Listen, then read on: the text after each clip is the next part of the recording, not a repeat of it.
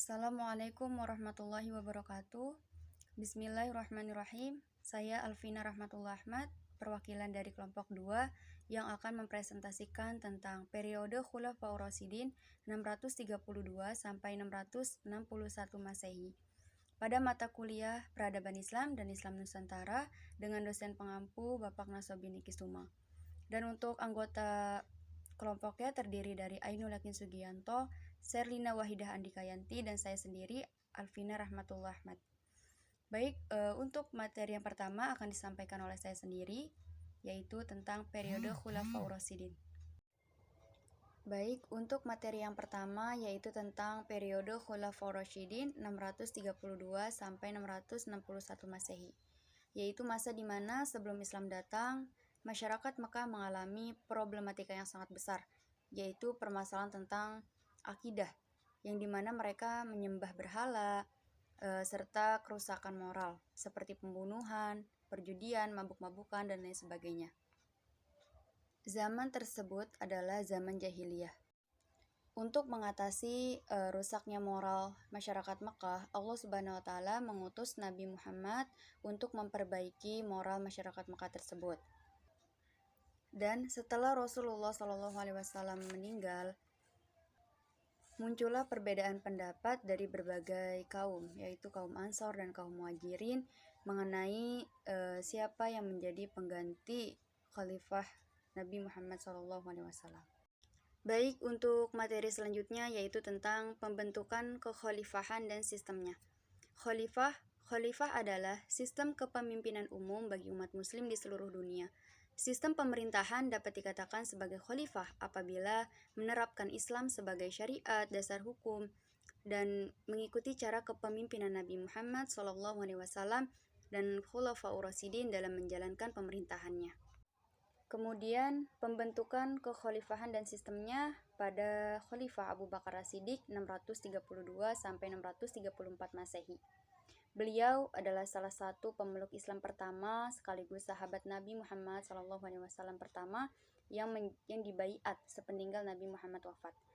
Kemudian keberhasilan Abu Bakar dalam mengislamkan banyak orang dan tokoh-tokoh penting dalam sejarah Islam. Kemudian Abu Bakar menjadi khalifah pertama umat Islam yang menjadi awal dari kekhalifahan Rasyidin. Dan beliau menjadi salah satu di antara 4 khalifah yang diberi gelar Khulafaur Rasyidin atau khalifah yang diberi petunjuk. Terima kasih. Assalamualaikum warahmatullahi wabarakatuh. Perkenalkan, nama saya Serlina Wahidah Andikayanti dengan NIM 204103030033. Di sini saya akan menjelaskan tentang pembentukan kekhalifahan dan sistemnya untuk Umar, Utsman, dan juga Ali. Umar bin Khattab merupakan khalifah kedua yang berkuasa pada tahun 634 sampai dengan 644. Dia juga digolongkan sebagai salah satu Khalifatur Rasyidin. Umar merupakan salah satu sahabat utama Nabi Muhammad dan juga merupakan ayah dari Hafsah, istri dari Nabi Muhammad. Dalam kepemimpinannya, Umar dikenal sebagai seseorang yang pandai dalam menciptakan peraturan, karena tidak hanya memperbaiki, bahkan juga mengkaji ulang terhadap kebijakan yang telah ada. Khalifah Umar juga menerapkan prinsip demokratis, yaitu dengan menjamin hak yang sama bagi setiap warga negara.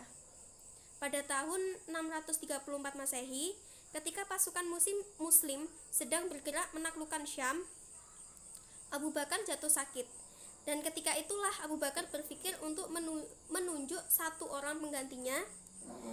Pilihannya jatuh kepada Umar bin Khattab.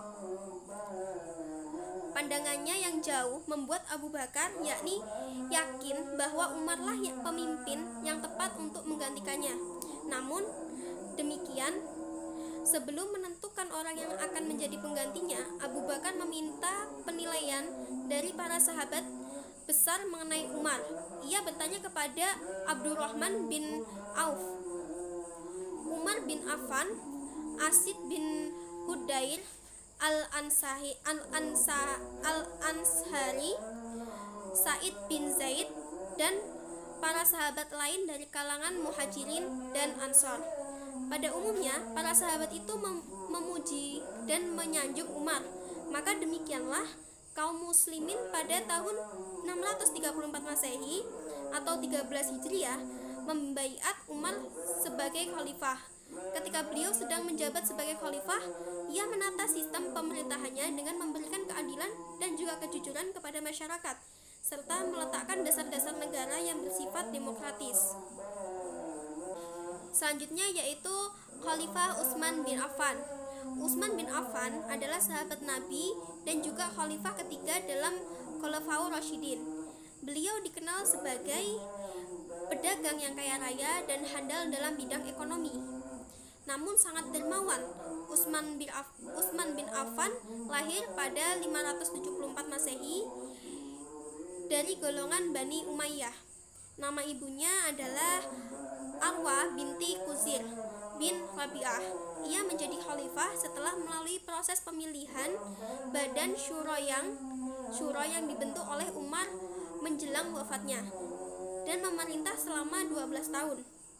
Sistem pemerintahan Utsman bin Affan lebih ditekankan kepada politik dalam negeri. Pada Khalifah Utsman bin Affan, prinsip politik ekonomi yang dijalankan di pemerintahannya ialah menerapkan politik ekonomi secara islami, tidak zalim, dan tidak menetapkan kewajiban harta atas kaum muslimin untuk diserahkan kepada Baitul Mal, menumpas pemberontakan terutama di daerah Iskandaria dan Khurasan sebagai peninggalan pada masanya Utsman. Selanjutnya yaitu pembentukan kekhalifahan dan sistemnya Ali bin Abi Thalib. Jadi setelah Utsman bin Affan wafat, Ali adalah calon terkuat untuk menggantikannya sebagai khalifah. Namun peristiwa terbunuhnya Khalifah Utsman membuat umat muslim terpecah menjadi 4 golongan, yaitu pengikut Utsman bin Affan yang menuntut balas atas kematian Utsman dan mencalonkan Muawiyah sebagai khalifah. Kemudian pengikut Ali bin Abi Thalib yang mengajukan Ali sebagai khalifah. Ali bin Abi Thalib adalah orang yang sangat baik dalam berperang dan berdiplomasi. Ia juga terkenal sebagai kepiawaiannya memainkan pedagang dan pena untuk kepentingan Islam. Ali pun orang yang sangat bijaksana, sehingga ia menjadi penasehat ketika zaman Khalifah Abu Bakar, Umar bin Khattab, Utsman bin Affan, dan Ali bin Abi Thalib mengikuti hampir seluruh peperangan pada zaman Nabi Muhammad SAW. Ketika Abu Bakar diangkat menjadi khalifah, Ali tidak sempat membaiatnya karena sibuk mengurusi jenazahnya Rasulullah SAW. Setelah Utsman bin Affan wafat, Ali adalah calon terkuat untuk menggantikannya sebagai khalifah.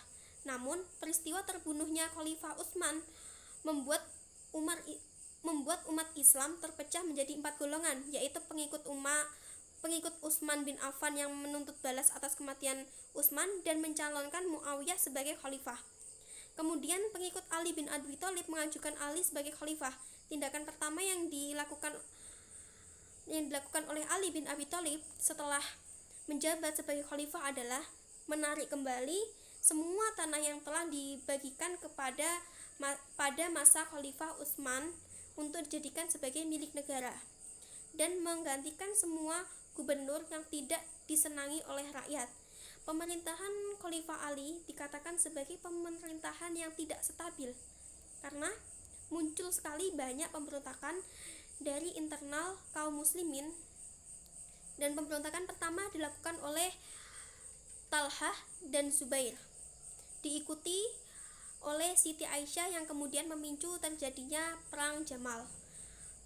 Pada kekhalifahan Ali bin Abi Thalib, pengukuhan Ali menjadi khalifah dilaksanakan di tengah-tengah suasana berkabung atas wafatnya Utsman bin Affan.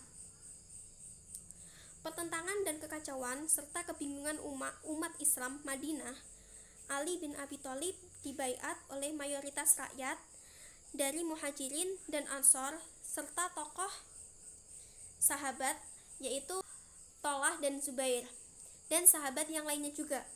Pada masa pemerintahan Ali adalah penghidupan cita-cita Abu Bakar dan Umar, yaitu menarik kembali semua tanah hibah yang telah dibagikan Utsman kepada kaum kerabatnya. Ketika masa akhir kekhalifahan, Ali bin Abi Thalib mengalami perpecahan yang menyebabkan terpecahnya umat Islam menjadi 3 golongan, yaitu Muawiyah, Syiah, dan Khawarij. Assalamualaikum warahmatullahi wabarakatuh. Nama saya Ainul Yakin Sugianto, NIM 2041030300228. Di sini saya akan menjelaskan tentang tipe kepemimpinan khalifah dan kontribusi khalifah dalam peradaban Islam. Di zaman Khalifah Abu Bakar di tahun 632 sampai 634 Masehi, kontribusinya yaitu yang pertama, mencari ketentuan hukum dalam Al-Quran. Apabila ada, beliau putuskan berdasarkan ketetapan yang ada dalam Al-Quran. Dan yang kedua yaitu, apabila tidak menemukannya dalam Al-Quran, ia mencari ketentuan hukum dalam sunnah. Bila ada, ia putuskan berdasarkan ketetapan yang ada dalam sunnah. Dan yang ketiga yaitu, apabila tidak menemukannya dalam sunnah, ia bertanya kepada sahabat lain, apakah Rasulullah SAW telah memutuskan persoalan yang sama pada zamannya. Jika ada yang tahu, ia menyelesaikan berdasarkan keterangan dari yang menjawab setelah memenuhi beberapa syarat. Dan pada kepemimpinan Khalifah Umar bin Khattab pada tahun 634 sampai 644 Masehi, yang pertama yaitu berpeganglah kepada Al-Quran dalam menyelesaikan kasus. Dan yang kedua, apabila tidak ditemukan dalam Al-Quran, hendaklah engkau berpegang kepada Sunnah. Dan yang ketiga yaitu, apabila tidak dihadapkan ketentuannya dalam Sunnah, berijtihadlah. Dan pada masa Khalifah Utsman bin Affan pada tahun 644 sampai 656 Masehi, Utsman bin Affan mengutus petugas-petugas sebagai pengambilan pajak dan penjaga batas-batas wilayah untuk menyeru amar ma'ruf nahi munkar. Dan terhadap masyarakat yang bukan muslim atau ahli zimamah, berlaku kasih sayang dan lemah lembut serta berlaku adil terhadap mereka. Dan pada zaman Khalifah Ali bin Abi Thalib pada tahun 656 sampai 661 Masehi, kepemimpinannya Ali bin Abi Thalib itu seperti yang diungkapkan Dirar bin Damrah kepada Muawiyah bin Abu Sufyan, yakni berpandangan jauh ke depan atau yang bisa disebut visioner, sangat kuat fisik, berbicara dengan sangat ringkas dan cepat, menghukum dengan ilmu adil, ilmu pengetahuan menyemburat dari seluruh sisinya, dan berbicara dengan penuh hikmah bijaksana. Dan kontribusi khalifah dalam peradaban Islam pada zaman Abu Bakar yaitu mengatasi dan menyelamatkan masyarakat muslim dari lubang besar ketat, yaitu murtad yang menolak zakat.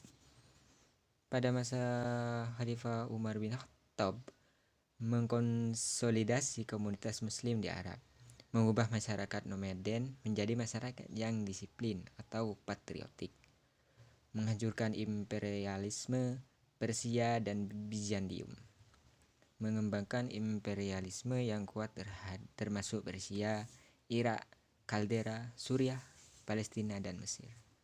Dan pada Utsman bin Affan, menambah ekspansi kerajaan di seluruh Asia Tengah dan Tripoli. Dan pada zaman Khalifah Ali bin Abi Thalib, yaitu berjuang di bawah kesulitan berasal dari negara domestik. Baik, terima kasih penjelasan dari saya. Baik, jadi kesimpulan dari presentasi kami kali ini yaitu yang pertama, Abu Bakar adalah seorang pemimpin yang memiliki kejujuran dan sangat demokratis. Yang kedua, Umar bin Khattab adalah seorang pemimpin yang pemberani dan tegas dalam menghadapi kebatilan. Dan yang ketiga, Utsman bin Affan adalah beliau mampu memperluas wilayah kekuasaan. Dan yang keempat adalah Ali bin Abi Thalib, yaitu adalah seorang pemimpin yang alim, gagah, berani, dan seluruh potensinya untuk mengatasi perpecahan. Sekian presentasi dari kelompok kami, kurang lebihnya mohon dimaafkan. Wassalamualaikum warahmatullahi wabarakatuh.